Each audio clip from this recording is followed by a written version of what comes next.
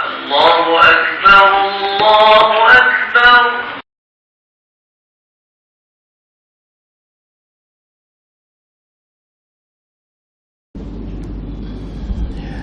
Assalamualaikum warahmatullahi ta'ala wabarakatuh. A'udzubillahi minasyaitanir rajim. Bismillahirrahmanirrahim. Alhamdulillahi rabbil alamin. Wassalatu wassalamu ala asyrafil anbiya'i wal mursalin wa ala alihi wa sahbihi ajma'in. Rabbi syrah li sadri wa yassir li amri wahlul 'uqdatam min lisani yafqahu qawli, amma ba'du. Yang dimuliakan Tuan Imam, Tuan Bilal, seluruh ahli jawatan kuasa masjid, muslimin dan muslimat sekalian, alhamdulillah kita bersyukur kepada Allah Subhanahu wa taala kerana masih lagi diberi peluang kepada kita untuk meneruskan kehidupan di atas muka bumi ini. Masih lagi diberi kepada kita kesihatan yang baik yang dengannya kita dapat menunaikan ibadah kepada Allah Subhanahu wa taala sebagai bekalan untuk kita bawa ke alam akhirat nanti. Muslim dan muslimat sekalian, malam ini merupakan malam 1 Zulhijjah.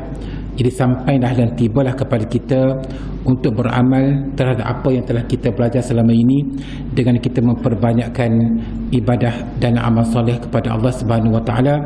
Kerana Nabi sallallahu alaihi wasallam menyatakan bahawa 10 yang pertama di bulan Zulhijjah ini merupakan afdalu ayyamid dunya, hari-hari yang terbaik di dunia. Muslim dan muslimat sekalian, tajuk yang ingin dibentangkan pada malam ini ada berkaitan dengan ibadat korban. Ayuhal ikhwah, tuan-tuan dan puan-puan sekalian, azkan nasi wa aqaluhum man zakara khatimatahu wasta'adda laha, wa ahmaqun nasi man nasiya akhiratahu wa hajara zikra khatimatihi. Manusia ni ada dua golongan. Golongan yang pertama, golongan yang cerdik, dan golongan yang kedua, golongan yang tidak cerdik. Golongan yang cerdik adalah golongan yang memikirkan masa depan dia di alam akhirat. Golongan yang bodoh, golongan yang tidak membicarakan berkaitan dengan nasib mereka di alam akhirat. Azkan nasi wa aqaluhum, sebaik manusia yang paling cerdik dan manusia yang paling berakal, man zakara khatimatahu, orang yang mengingati pengakhiran dia macam mana, wasta'adda laha, dan menyediakan bekalan untuk menuju ke alam akhirat. Wa ahmaqun nas, manusia yang paling bodoh, man nasiya akhiratahu, orang yang lupa tentang akhirat dia. Dia tak cara gapo, bagi dia kehidupan dunia senang beres. Ada kereta, ada rumah, ada isteri, ada anak, ada kemewahan, bagi dia dah cukup kehidupan. Sedangkan akhirat itu suatu benda yang pasti dia lalui, sedangkan dia tak cara gapo pun. Ini manusia yang paling bodoh. Wahajara zikra khatimatihi, dan dia meninggalkan benda-benda yang menyebabkan kejayaan dia di hari akhirat. Ini tak cara gapo, kan? Inna min wasailil isti'adad lil intiqal ila daril akhirah kasratul amal salih.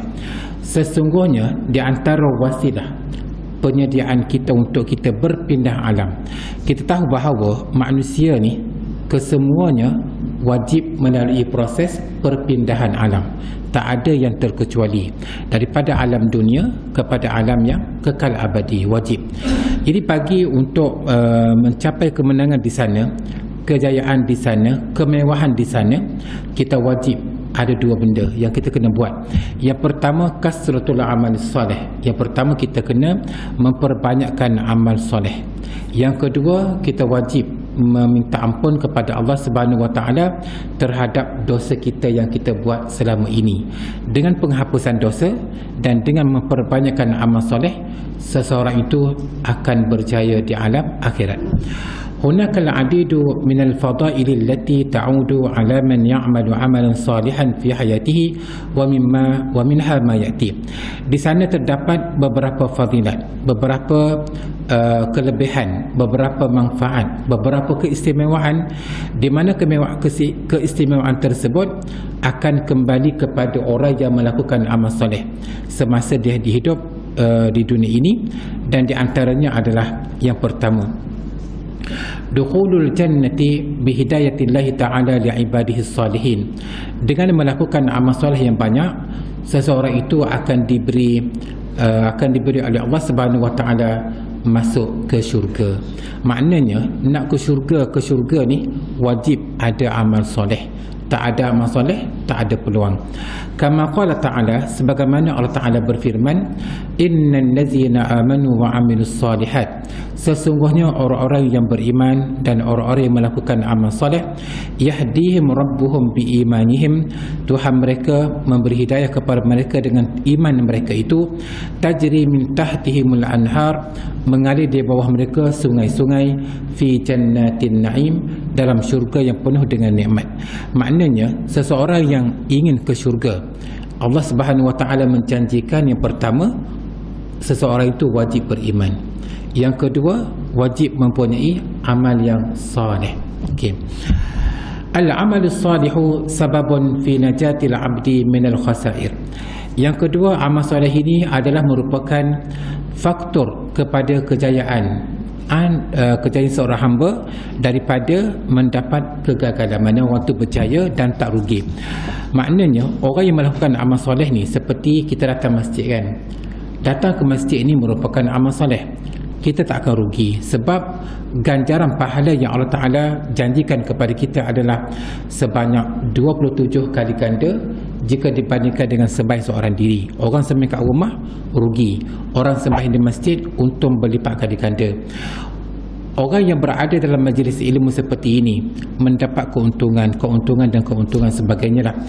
Yang berikutnya, wasababun fi takfiri zunubi wassayiat. Orang yang melakukan amal soleh ini adalah faktor untuk penghapusan dosa, sebagaimana yang Allah Ta'ala sebut, innal hasanati yuzhibnas sayyiat, sesungguhnya kebaikan yang kita buat menghapuskan dosa-dosa yang kita lakukan. Maknanya sebagaimana yang pernah saya sebutkan, kita datang ke masjid ini, katalah daripada rumah kita ke masjid sebanyak 100 langkah kan. Nabi kata satu langkah yang pertama menghapuskan dosa, satu langkah yang kedua mendatangkan pahala dan mengangkat darjat. Jadi kalau 100 langkah tu 50 penghapusan dosa, 50 mendatangkan pahala. Pergi dan balik bermakna 100 langkah mendatangkan pahala dan satu langkah tadi membuang dosa. Jadi maknanya kita datang masjid ini, di samping kita mendapat pahala yang banyak, di samping itu dosa kita berguguran jatuh kan. Begitu juga kita baca Quran mendatangkan pahala dan penghapusan dosa. Kita sedekah mendatangkan pahala dan penghapusan dosa. Qala ta'ala, Allah Ta'ala berfirman, wallazina amanu wa amilus solihat, dan orang-orang yang beriman dan orang-orang yang melakukan amal soleh, wa amanu bima nuzzila ala Muhammad, mereka beriman terhadap apa diturunkan ke atas Nabi Muhammad, wa huwal haqqu min rabbihim, dan itulah kebenaran daripada Tuhan mereka, kaffar anhum sayyiatihim, dihapuskan dosa-dosa mereka, wa aslaha balahum, dan diperelokkan keadaan mereka. Jadi maknanya orang yang beriman, orang yang melakukan amal soleh ini, yang pertama dihapuskan dosa mereka, dan yang kedua diperelokkan keadaan diri mereka. Itu pentingnya kita faham betapa pentingnya melakukan amal yang baik. Al-amalu salihu sababun fir raqyi war rif'ati fid darajat.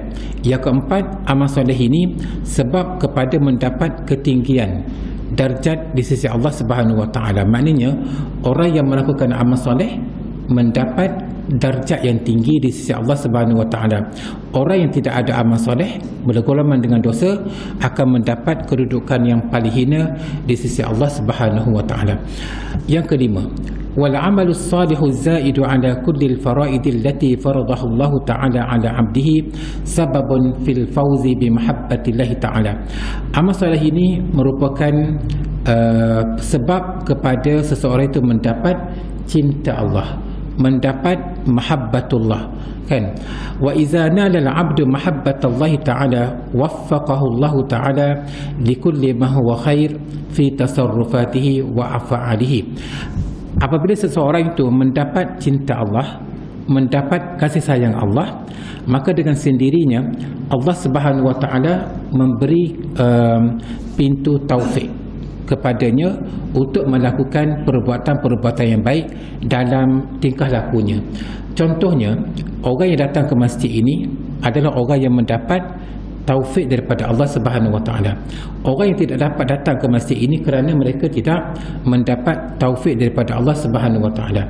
Orang yang boleh bangun malam berqiyamul lail, kan, berjam-jam lamanya, orang yang mendapat taufik daripada Allah Subhanahu Wa Taala. Orang yang bersedap-sedap dalam selimut dan tak bangun tahajud, itu orang yang tidak mendapat taufik daripada Allah Subhanahu Wa Taala. Jadi nak mendapat taufik daripada Allah Subhanahu Wa Taala ni, dia kena dapat cinta Allah. Nak dapat cinta Allah ni, dia kena buat amal soleh. Nak buat amal soleh ni, dia kena ada keazaman. Tidak ada keazaman, maka bukan mudah nak buat amal yang baik. Yang keenam, al-amalu salihu sababun fi tahqiqi ribhi al-mudha'afi fi tijarati bil a'mali as-salihati ma'a rabbil alamin. Yang keenam, dia kata amal soleh yang kita lakukan ini sebab untuk mendapat keuntungan yang berganda dalam perniagaan kita dengan Allah Rabbul Alamin. Sebenarnya orang-orang yang suka melakukan amal soleh ni, dia sedang berniaga. Siapa pembelinya? Tak lain tak bukan Allah Subhanahu Wa Taala. Apa dalil dia? Innallaha ashtara minal mu'minina anfusahum wa amwalahum bi anna lahumul jannah. Sesungguhnya Allah Taala membeli daripada orang mukmin ini jiwa raga mereka, harta mereka dengan syurga. Maknanya Allah Ta'ala nak beli apa yang kita buat amal soleh ni dengan syurga, kan? Fattijaratu ma'allahi rabihatun ghairu kasidatin wa ghairu mahdudatin. Berniaga dengan Allah Ta'ala ni akan mendapat kejayaan ataupun keuntungan yang tidak terhad. Lagi banyak kita buat, lagi suka Allah Ta'ala.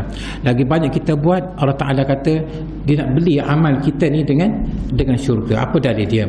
Qala Ta'ala, Allah Ta'ala berfirman, innal ladzina yatluna kitaballahi wa aqamus salata wa anfaqu mimma razaqnahum sirran wa alaniyah yarjuna tijaratan lan tabur. Innal ladzina yatluna kitaballah, sesungguhnya orang-orang yang membaca Al-Quran. Sebab itulah kita tengok, kan, Quran ini satu muka tu ulama telah membuat perkiraan satu huruf dapat 10 pahala. Satu muka surat Al-Quran itu mendapat 5,000 pahala. Anggaran apa ni dari segi kita anggaran kasar, kan. Kalau kita baca Quran bermula malam ini malam apa dipanggil malam Zulhijjah, kan, gandaan dia berkanda lagi, kan. Innal ladzina yatluna kitaballahi wa aqamus salah, sesungguhnya orang-orang yang membaca Al-Quran, orang-orang yang mendirikan sembahyang, wa anfaqu mimma razaqnahum sirran wa alaniyah, dan mereka bersedekah terhadap apa yang kami rezekikan kepada mereka, sama ada secara rahsia ataupun secara terang-terangan, yarjuna tijaratan lan tabur, mereka mengharapkan perniagaan yang tidak akan rugi, sebab niaga dengan Allah Subhanahu Wa Taala, pemilik alam ini, kan. Allah Taala nak beli amal soleh kita ni dengan syurga yang penuh dengan nikmat. Ayuhal ikhwah, tuan-tuan dan puan-puan sekalian, Yaumu Arafah min a'zami ayyamillah. Hari Arafah merupakan hari yang paling agung di sisi Allah Subhanahu Wa Taala. Hari Arafah jatuh hari apa? Besok satu Zulhijjah. Saudi mengisytiharkan raya pada hari Sabtu, bermakna hari Arafah pada hari Jumaat. Kita mengisytiharkan raya pada hari Ahad, bermakna 9 Zulhijjah adalah jatuh pada hari Sabtu. Kita nak puasa hari apa sebenarnya? Hari Jumaat ke hari Sabtu? Kalau ikut pandangan ulama sini, dia kata puasa mengikut negeri setempat. Mana kalau sekiranya raya pada hari Ahad, kita berpuasa Arafah pada hari Sabtu, kan. Kecuali kita berada di negara Saudi, dan di negara-negara yang raya pada hari Sabtu, maka puasa Arafah pada hari Jumaat. Jadi selesai masalah kan. Jangan pada orang kata kena puasa pada hari Jumaat lah, sebab hari Jumaat tu hari Arafah. Ada seorang kata tak, kena ikut keadaan negeri. Jadi terpulang masing-masing lah. Bagi saya, kita puasa sunat Arafah pada hari Sabtu lah ya. Okey. Jadi pada hari Arafah ini merupakan hari yang paling agung di sisi Allah Subhanahu Wa Taala. Tughfaru fihi zallat. Sekiranya kita minta ampun kepada Allah Subhanahu Wa Taala pada hari tersebut, maka segala dosa kita diampunkan. Az-zallah, kegelincahan. Wa tujabu fihi da'wat. Kita minta dengan Allah Subhanahu Wa Taala pada hari Arafah, maka doa tersebut akan dimakbulkan. Wa huwa yaumu ikmaliddin wa itmamun ni'mati 'alal muslimin. Hari Arafah merupakan hari penyempurnaan agama. Al-yawma akmaltu lakum dinakum wa itmam an-ni'mati 'alal muslimin. Hari penyempurnaan nikmat ke atas orang-orang Islam. Wa ja'alahu Allahu kal muqaddamati li yaumin nahri. Di mana kalau kita tengok hari Ahad, hari raya, sebelum hari raya dia kena ada muqaddimah dia. Muqaddimah dia adalah hari Arafah. Sebab itulah kalau kita nak takbir raya kan, ulama berbeza pandangan.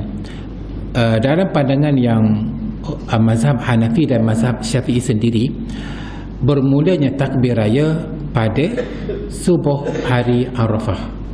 Kalau saya, masjid saya lah, saya amalkan lepas sembahyang subuh hari raya tu dah mula takbir raya di masjid secara beramai-ramai. Itu pandangan dalam mazhab Syafi'i dan juga mazhab Hanafi.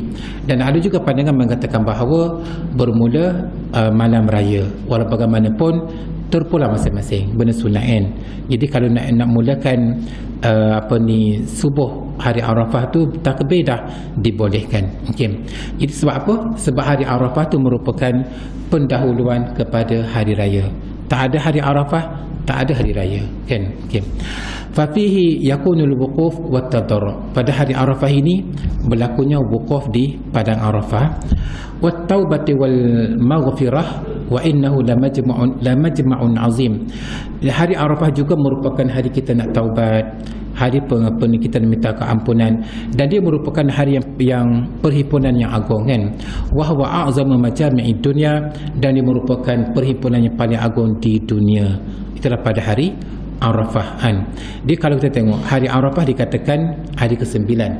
Hari Tarwiyah hari yang ke-8. Tarwiyah kan. InsyaAllah pada minggu depan kita cerita lah apa benda hari Tarwiyah, kenapa dinamakan hari Tarwiyah dan kenapa dinamakan sebagai hari Tasyrik dan sebagainya. Wa qala an-nabiy sallallahu alaihi wasallam, Nabi sallallahu alaihi wasallam bersabda, afdalul ayyami yaumu Arafah.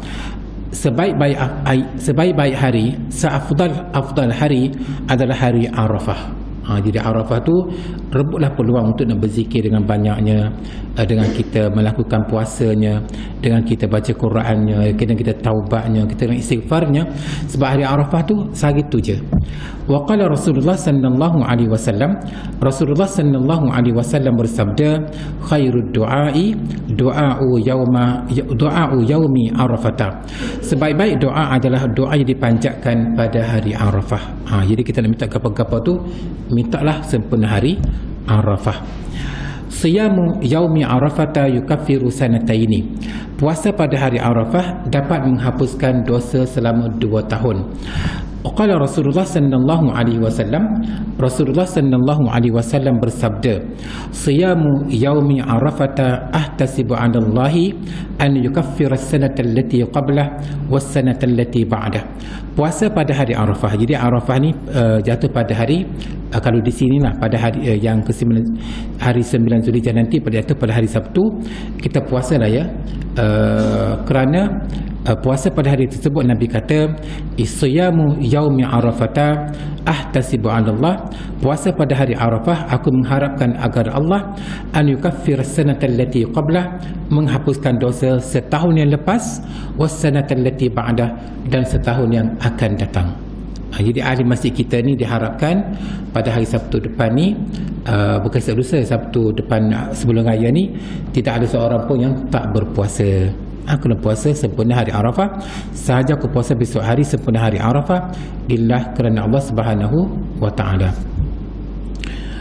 Okey, siapa yang tak sempat nak bersahur pada waktu malam kan, dan tak niat pun waktu malam, tiba-tiba dia lepas subuh tu baru dia ingat, oh hari ni hari Arafah, maka dia niat pada hari tersebut selepas subuh boleh.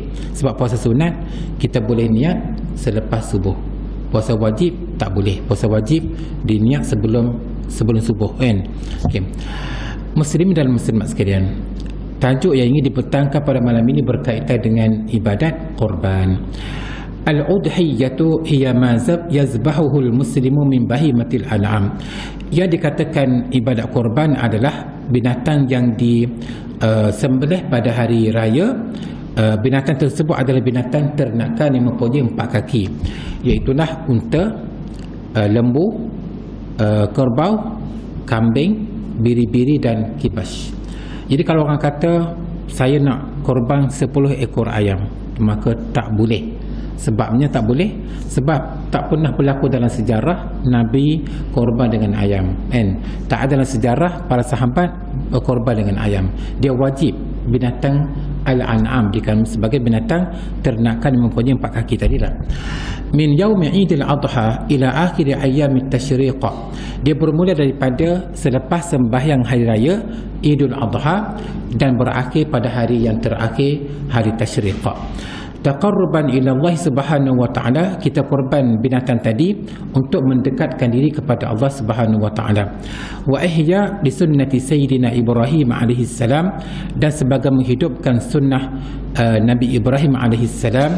Wa tu'tabaru ihda abrazis sya'air al-islamiyah al-mustamiddah min al-kitab was sunnati wal ijma', dan dia merupakan salah satu daripada syiar Islam yang paling agung yang kita petik daripada Al-Quran, sunnahnya dan juga ijma' orang Islam. Wal udhiyatu sunnatun muakkadah.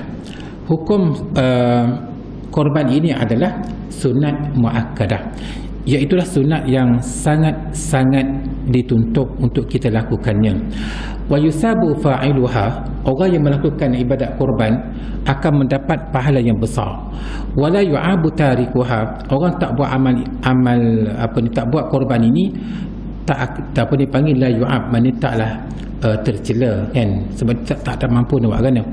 Walakin fatahu khairun katsir, tapi orang tak korban ini dia terlepas satu kebaikan yang besar. Orang korban dapat pahala yang besar, orang tak korban tak dapat. Jadi rugilah orang yang tak korban. Li'anna al-udhiyyata tuzbahu taqarruban ila Allah azza wa jalla, kerana ibadat korban ini kita sembelih sebagai mendekatkan diri kepada Allah Subhanahu wa taala, sebagaimana yang Allah Taala sebut, fasalli li rabbika wanhar, sembahyanglah kamu kerana Tuhan kamu dan korbankanlah. Ini perintah daripada Allah Subhanahu wa taala. Wa zabihatun nazari ta'ni an yuqsima al-mar'u billahi subhanahu wa ta'ala bi an yuqaddima zabihatan lil fuqara wal mayatama wal masakin ba'da tamami syai'in ma. Dia ibadat korban ini ada dua kan. Yang pertama sunat muakkadah, yang kedua dipanggil korban wajib. Korban wajib ini apabila seseorang itu bersumpah dengan nama Allah untuk dia korban sempena dia mendapat sesuatu. Contoh dia qudumi maulud, katakanlah kalau dia dapat anak pada tahun ini, dia bernazar untuk korban, maka dia wajib sempena raya haji, dia wajib tunaikan nazar dia. Katakanlah dia aku nak korban seekor kambing, maka dia wajib sembelih seekor kambing tadi dan sedekahkan kepada fakir miskin keseluruhannya. Tu faham? Awil husul ala wazifatin, ataupun dia mendapat pangkat ataupun mendapat jawatan. Awi syifa fardin min maradin ma, ataupun dia ni sembuh penyakit. Sekiranya aku sembuh penyakit pada tahun ini, aku bernazar untuk korban seekor lembu. Maka dia wajib cari seekor lembu yang ada cukup syarat-syarat dia, dan dia wajib korban, dan dia wajib membahagikan daging korban tadi kepada fakir miskin dan juga anak-anak yatim dan orang miskin. Masyru'iyyatul udhiyah, apakah dalil berkaitan dengan korban tadi? Wa minal kitabi qauluhu ta'ala, daripada Al-Quran firman Allah Subhanahu wa ta'ala, fasalli li rabbika wanhar, sembahyanglah kamu kepada Tuhan kamu dan korbankanlah. Wa qala ta'ala, Allah Ta'ala berfirman, qul inna salati wa nusuki wa mahyaya wa mamati lillahi rabbil alamin la syarika lahu wa bidzalika umirtu wa ana awwalul muslimin. Qul inna salati, katakanlah wahai Muhammad, sesungguhnya sembahyangku, wa nusuki, ibadatku. Ibadatku di sini ulama mengatakan bahawa dimaksudkan ibadatku sini, ada ulama mentafsirkan dengan makna korbanku. Korban pada hari raya itulah. Wa mahyaya wa mamati, hidupku dan matiku, lillahi rabbil alamin, untuk Allah Tuhan sekalian alam, la syarika lahu, tidak ada syirik baginya, wa bizalika umirtu, dan itulah yang aku disuruh, wa ana awwalul muslimin, dan aku adalah orang yang pertama muslim. Wa min al-ahadits allati dallat ala mashru'iyyati al-udhiyyati ma ruwiya an Aisyah radhiyallahu anha anna Rasulullah sallallahu alaihi wasallam qala. Daripada hadis berkenaan dengan dalil korban ini, apa yang diriwayatkan daripada Aisyah radhiyallahu anha bahawa Rasulullah sallallahu alaihi wasallam bersabda, ma amila adamiyyun min amali yaumin nahri ahabbu ila Allah min ihraqid dam. Tidak adalah amalan manusia pada hari raya yang lebih dicintai di sisi Allah Subhanahu wa taala lebih daripada menumpahkan darah binatang kurban. Pada hari raya haji itu, amalan yang paling terbaik adalah mengorbankan binatang korban. Mengorbankan binatang korban itulah amalan yang paling agung. Wa an Abdullah bin Umar radhiyallahu anhuma, daripada Abdullah bin Umar radhiyallahu anhuma katanya, aqama an-nabiy sallallahu alaihi wasallam bil madinati 10 sinin yudhi. Nabi sallallahu alaihi wasallam menetap di Madinah al-Munawwarah selama 10 tahun dan baginda berkorban. Okey kan? Wa anil Barra ibn Azib radhiyallahu anhu anna an-nabiy sallallahu alaihi wasallam qala, daripada Al-Barra bin Azib radhiyallahu anhu bahawa Nabi sallallahu alaihi wasallam bersabda, man zabaha ba'da as-salati faqad tamma nusukuhu wa asaba sunnatal muslimin. Man zabaha ba'da as-salah, siapa yang sembelih binatang kurban selepas selesai sembahyang hari raya, faqad tamma nusukuhu, maka sempurnalah ibadat korban dia, wa asaba sunnatal muslimin, dan menempati sunnah orang-orang Islam. Jadi maknanya kalau kita nak korban, dia wajib selepas sembahyang hari raya. Sebab itulah biasanya sembahyang hari raya haji ni diawalkan sedikit kan. Kalau sembahyang puasa, sembahyang sunat hari raya Idul Fitri itu biasanya 8.30 kan. Kalau raya haji ni biasa pukul 8 atau 8 suku kan. Wa yu'addu at-taqarrubu ila Allah subhanahu wa ta'ala bil udhiyyati min a'zamil ibadati wat ta'ati wa ajalliha. Mendekatkan diri kepada Allah Subhanahu wa taala dengan mengerjakan ibadat korban ini merupakan ibadat yang paling agung, ketaatan yang paling agung, dan ketaatan yang paling utama pada hari raya haji kan. Okey.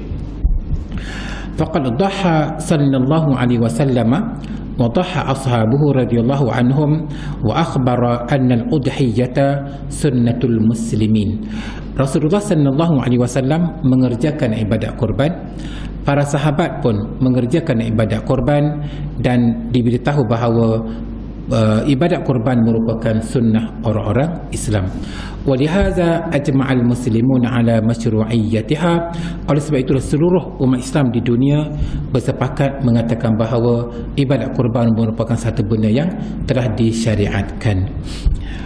Muslim dan muslimat sekalian, lil udhiyyati syurutun muayyanatun yajibu an tatahaqqaqa fiha. Untuk kita melakukan ibadat korban ini ada syarat-syarat dia yang perlu ditunaikan. Awaluha, yang pertama, antakuna bahimatal an'am. Binatang yang kita nak korban tadi hendaklah binatang ternakan yang mempunyai 4 kaki. Dalam bahasa Arab dipanggil bahimatul an'am. Wahya al-ibidu wal baqaru wal ghanamu. Yang pertama unta, yang kedua lembu, yang ketiga kambing dan apa-apa seangkatan dengannya. Wasinnun muayyanun. Yang kedua syarat dia adalah mempunyai umur tertentu. Kalau unta dia kena 5 tahun masuk 6 tahun. Jadi kalau orang tu dia sembelih unta umur 4 tahun, tak boleh kan? Tidak dinamakan korban. Lembu ada umur dia dan kambing ada umur dia.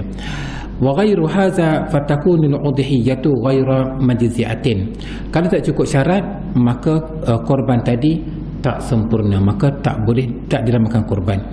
Wa yashtaratu an takuna khaliyatan min al-uyub. Binatang korban yang kita nak korban tadi tidak ada cacat, katakanlah patahnya, butanya, carik dan sebagainya, tak boleh.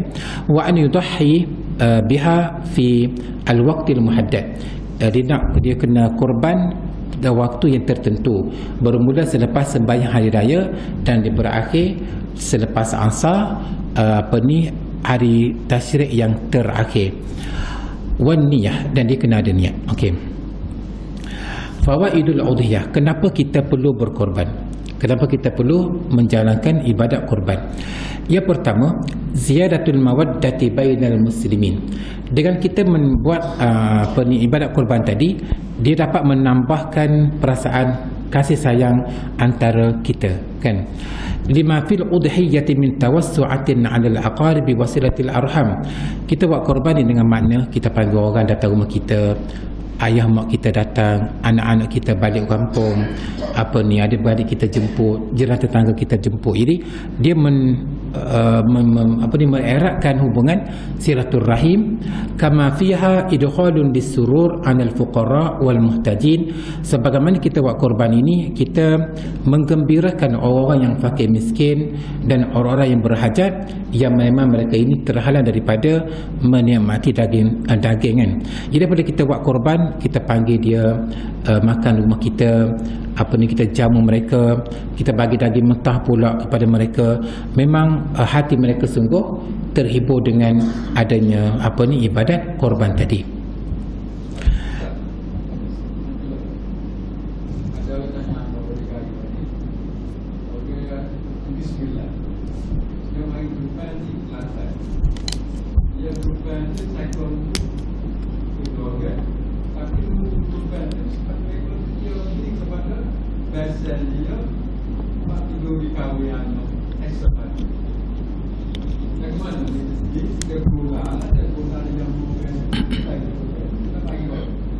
Okey, dia binatang korban ini, dia nama lagi korban. Korban dengan makna kita wajib mengikut syarat-syarat dia. Jadi ulama mengatakan bahawa korban ini dibahagi 3 kan. Satu bahagian kita ambil, satu bahagian kita wajib sedekah kepada orang fakir miskin dalam bentuk mentah. Satu bahagian kita bagi kepada kaum kerabat kita dan juga kawan-kawan kita. Jadi hak kita ni 1/3 je lah. Jadi kalau 1/3 tu kita nak buat kenduri kahwin, boleh. 1/3 tu kita nak jamu orang, boleh, sebab hak kita. 2/3 lagi tu dibahagikan kepada kaum kerabat, kawan-kawan dan orang fakir miskin. Jadi kalaulah kita sembelih seekor lembu, kita gula semua sekali, kita buat kenduri kahwin, kita katakan korban, maka itu bukan korban. Itu syarat dia kan. Jadi yang pertama tadi, faedah kita korban adalah mengeratkan hubungan silaturahim. Yang kedua, izharus syukri, melahirkan rasa syukur kita kepada Allah Subhanahu Wa Taala. Kita ni, Allah Taala beri kepada kita ni nikmat harta, nikmat anak yang sihat, nikmat isteri yang baik, nikmat diri kita sendiri pun. Kalau orang lain tu sakit, kecil manis lah, kena potong kaki lah, jantung lah, 3 serangkai lah, kita ni sihat walafiat dan tak ada gapo-gapo kan. Apa salahnya kita korbankan RM750 setahun kan? Kalau orang kena stroke, sanggup pergi berobat, ubat kalau doktor kata nak kena RM1,000 kan, sanggup bayar kan. Orang yang kena jantung kan, serangan jantung kan, sanggup mengeluarkan duit berpuluh-puluh ribu. Apa salahnya kita korbankan 750 tahun ini ni hanya semata-mata kerana kita ni tak ada apa-apa, sihatnya ya Allah kan, senang dan sebagainya kan. Jadi menyatakan kesyukuran kita kepada Allah Subhanahu wa taala. Izharus syukri walhamdulillahi ala ni'amihil katsirah. Jadi kalau kita bilanglah nikmat Allah taala kepada kita ni tak terhingga, jadi bagi menyatakan kesyukuran kita kepada Allah Subhanahu wa taala, kita melakukan ibadat korban. Wa fadailil azimah, dan kurniaan yang banyak kepada kita, fasyukurun ni'ami sababun li baqaiha wa dawamiha. Kita syukur kepada Allah taala tu menambahkan lagi kekalnya nikmat tadi. Syukur nikmat, la azidannakum wa la in syakartum la azidannakum kan. Sekiranya kamu bersyukur, kami akan tambah lagi. Maknanya kalau kita nak supaya kita ni kekal sihat, kekal nikmat, kekal anak dan juga sebagainya, buatlah amal, buatlah ibadat korban sebagai tanda syukur kepada Allah Subhanahu wa taala kan. Okey. Kaifiyatut tasarruf bilahmil udhiyah. Cara kita nak bahagi daging korban tadilah sebagaimana yang saya tanya tadi. Zahaba ba'dul fuqaha ila sunniyati an yuqassima al-mudahhi udhiyatahu ila salasati aqsam.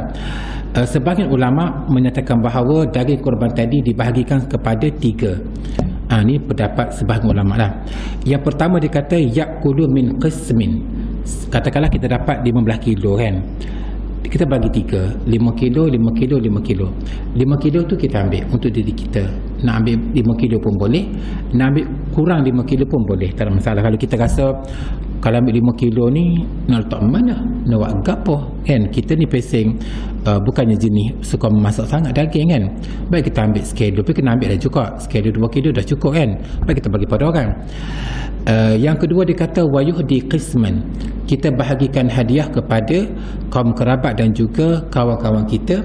Yang kaya pun tak apa, tak ada masalah.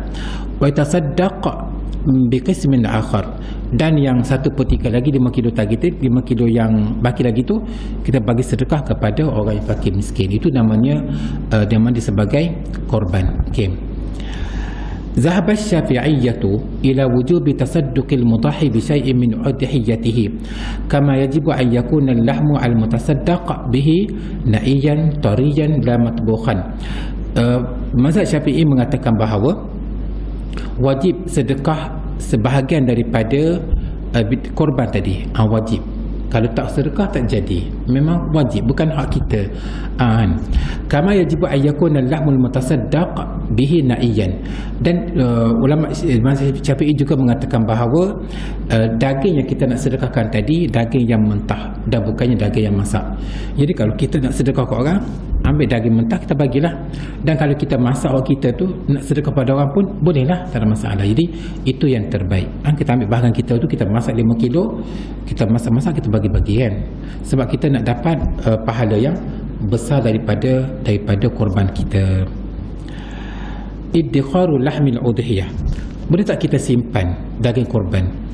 Wa afta 'ammatu ahli al-'ilmi bi jawazi iddikhari luhumil adahi fawqa 3 ayyam. Kebanyakan ahli ilmi ulama memberi fatwa harus kita menyimpan daging korban kita lebih pada 3 hari, tak ada masalah. Di hadis Jabir ibn Abdullah radhiyallahu anhu allazi awradahu 'anin nabiy sallallahu alaihi wasallam, daripada Nabi sallallahu alaihi wasallam bahawa annahu naha an akli luhum min dhahaya ba'da 3. Pada asalnya Nabi larang simpan daging lebih pada 3 hari. Kenapa? Kerana pada masa tu keperluan untuk dibahagikan daging tu memang perlu sangat. Orang ramai kan, perlu bagi dengan segera. Dan pada masa tu kalau simpan daging pun nak simpan dalam apa? Peti ais tak ada kan. Daging ni lebih 3 hari dah berbau kan, maka Nabi larang. Summa qala ba'du, kemudian Nabi berkata selepas itu, kulu wa tazawwadu wa dakhiru, makanlah berbekallah dan simpanlah. Tak ada masalah, pandai-pandailah kan. Okey. Al-ishtirak fil udhiyah, yajuzu ishtiraku 7 minal mudahhin fi udhiyatin wahidatin minal ibili awil baqari. Kalau kita sembelih seekor kambing, dia tak boleh share seekor kambing untuk seorang. Okay. Kalau kita sembelih lembu dan unta, 1 ekor dia boleh 7 bahagian. Kalau orang tu kata okey, 4 orang berpakat, aku nak korban, dia nak korban lah.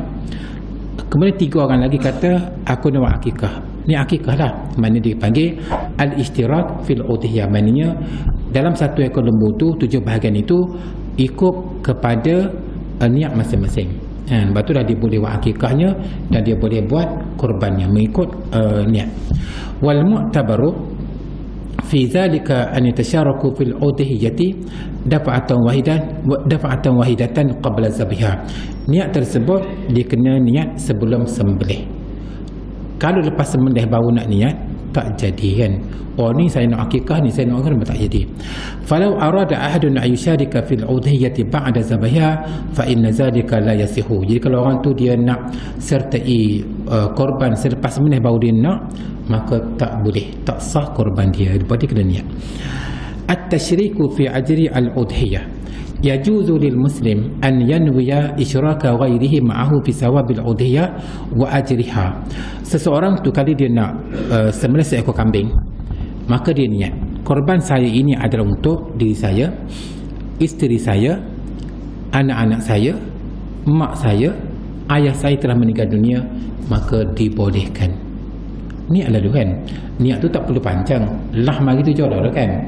Saya korban satu bahagian ini adalah untuk diri saya, isteri saya, anak-anak saya, ayah saya dan juga ibu saya. Jadi maknanya satu bahagian tadi itu untuk apa yang kita sebutkan. Itulah yang terbaik kan. InsyaAllah kan. Jadi kesimpulan daripada kita buat pada malam ini adalah yang pertama, kita tahu bahawa kita adalah manusia kan. Sebagai manusia tak dapat tidak wajib melalui proses perpindahan alam.